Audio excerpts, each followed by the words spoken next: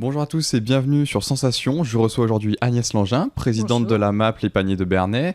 Et vous êtes accompagnée aujourd'hui de Frédéric Berthelot, Bonjour. maraîcher au Jardin du Coq à Ferrières-Saint-Hilaire. Bonjour à tous les deux.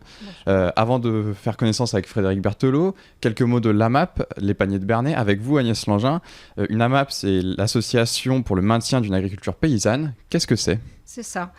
Notre objectif, c'est d'aider des petits producteurs à vivre un petit peu mieux de leur activité.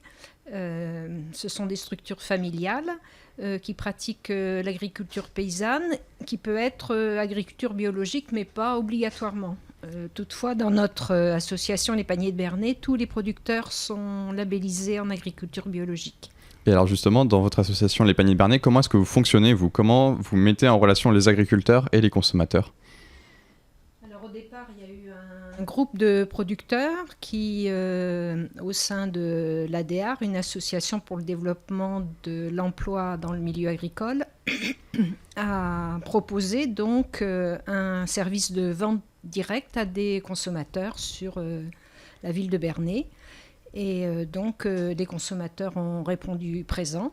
Et donc, une association s'est créée donc, pour permettre à ces producteurs de faire de la vente directe sans que la MAP ne prenne de marge. C'est une différence fondamentale avec des systèmes comme la ruche qui dit oui, etc., qui prennent une grosse marge.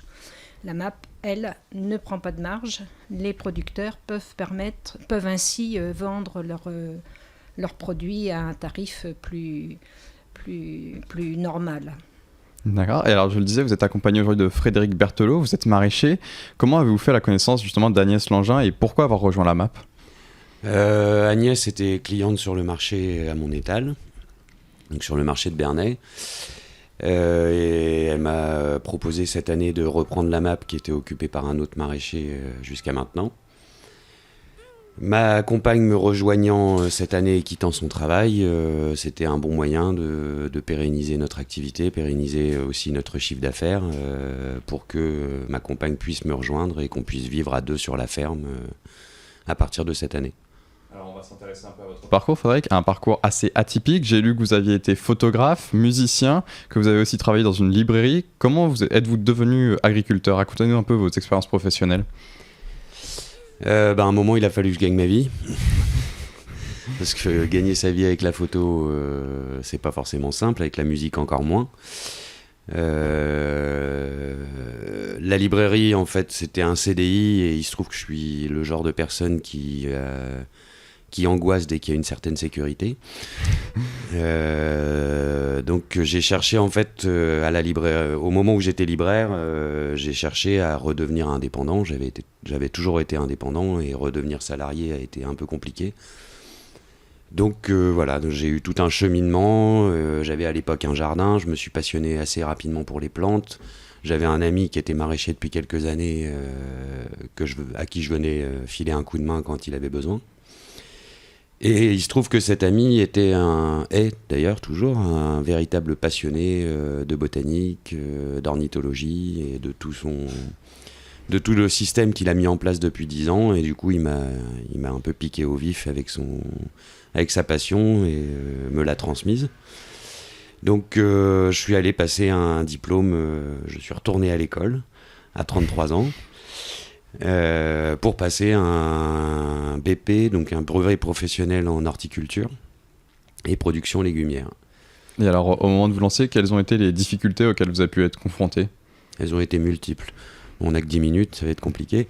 Peut-être quelques-unes, histoire de comprendre. Les difficultés au moment de se lancer, elles sont diverses et variées. Elles sont l'accès aux terres, elles sont l'accès d'un point de vue déjà financier, parce que arriver à se faire suivre par les banques dans ce type d'activité, c'est pas toujours simple. D'autant plus que nous, on s'est installé sans les aides de l'État. On a refusé les aides de l'État, et ça, les banques aiment pas beaucoup. Ce que je peux comprendre. Mais voilà, il y a eu ça. Il y a eu le fait qu'effectivement, on venait d'avoir une petite fille qui venait de naître quand on a ouvert la ferme. Donc c'était une difficulté supplémentaire, il fallait s'occuper d'un bébé. Après, elles ont été multiples et variées pour l'achat du matériel, pour qu'est-ce qu'acheter comme matériel, parce que quand on sort de l'école, faut pas se leurrer, on n'y connaît rien. Rien du tout, même si on a fait quelques stages, voilà, donc on apprend tout sur le tas et on voit si ça passe ou ça casse, et souvent ça casse. D'autant que c'est un métier où la moindre erreur, on la paye tout de suite. Et alors aujourd'hui, à quoi ressemble votre quotidien ? Aujourd'hui, mon quotidien, c'est je me lève avec le soleil et je me couche en même temps. Du moins, j'arrête de travailler quand il se couche. Mais c'est un quotidien génial. C'est un quotidien où je lève les yeux, j'ai de multiples oiseaux autour de moi, j'ai les lièvres qui courent dans mon champ, on observe en ce moment la nidification des hiboux et la sortie des jeunes. Donc ça, c'est assez génial. Donc le quotidien, c'est certes beaucoup de travail, du désherbage, des plantations, des semis et j'en passe. Mais tout ça enveloppé dans le côté idyllique du métier, qui ne l'est pas tant que ça,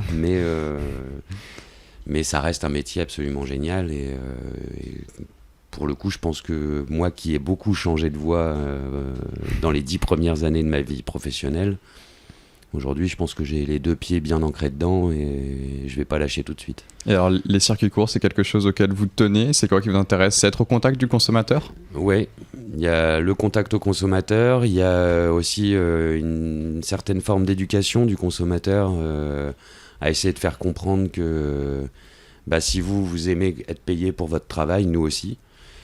Et qu'il n'est pas normal que certains agriculteurs qui se lèvent à l'aube et se couchent au crépuscule ne puissent pas gagner leur vie avec le fruit de leur travail, qu'il n'est pas normal que le système ait obligé les agriculteurs à utiliser tout un tas de produits chimiques qui ne sont pas si utiles que ça pour s'empoisonner eux-mêmes d'abord et la population avec. Mais j'appuie quand même sur le fait eux-mêmes d'abord, faut quand même pas l'oublier. C'est quand même eux les premières victimes de ce système. Et oui, le circuit court, il est important parce que y a aucune raison qu'une tomate ou même un kilo de haricots ou je ne sais quoi parcourt 2000 km pour venir jusqu'à votre assiette. Et d'autant moins à des prix complètement dérisoires, ce qui veut dire derrière une exploitation de l'humain, une détérioration des sols, une détérioration générale de l'environnement. Et alors, en quoi la MAP est-elle une initiative que vous soutenez ? Comment vous y trouvez votre compte finalement ? Un peu brutalement, ça m'assure le chiffre d'affaires de l'année dernière. Grosso modo. Très honnêtement, j'étais en tant que client pas forcément un partisan de la MAP. Pour diverses raisons. En fait, surtout une, c'est-à-dire que moi, honnêtement, voilà, il y a des légumes que je n'aime pas. Et c'est vrai que dans mon idée à l'époque, me faire imposer, par exemple, du céleri dont j'ai horreur. Je sais que pour moi, ça aurait été un légume de perdu parti au compost. Après, je comprends complètement le système et effectivement, maintenant que je le vis, même si c'est un stress permanent de savoir ce qu'on va mettre dans les paniers la semaine suivante, mais bon, ça c'est aussi que c'est ma première année, donc il faut que je me rôde là-dessus. C'est vrai que c'est quand même un système qui permet aux maraîchers de voir loin, aux maraîchers ou aux producteurs en général, de voir loin sur sa production, de prévoir sa production, de s'assurer la vente de ses produits.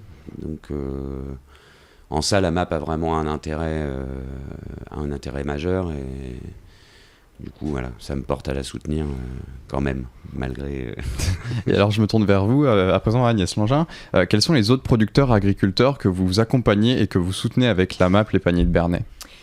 Alors, ils sont nombreux. Je voudrais faire juste une petite précision. Frédéric prend la relève d'un autre maraîcher qui avait souhaité arrêter la MAP. Donc, voilà, Frédéric ne chasse pas un autre maraîcher. Les autres producteurs, toutes les semaines, nous avons du pain, des œufs, du fromage de chèvre. du moins en saison. Et puis, donc, par roulement, nous avons de la viande, par colis, de la volaille, du porc, de l'agneau de temps en temps. On a des produits cidricoles, on a des plantes aromatiques médicinales. On a alors, des je pommes, me permets de vous poires. couper parce que le temps Oui. passe. Je vous remercie en tout cas d'avoir été avec nous, Agnès Langin. Je rappelle que vous êtes présidente de la MAP Les Paniers de Bernay. Merci également à vous, Frédéric Berthelot, maraîcher au Jardin du Coq à Ferrières-Saint-Hilaire, d'avoir été avec nous. Vous pouvez retrouver cette émission en podcast audio et vidéo sur notre site et notre application Radio Sensation.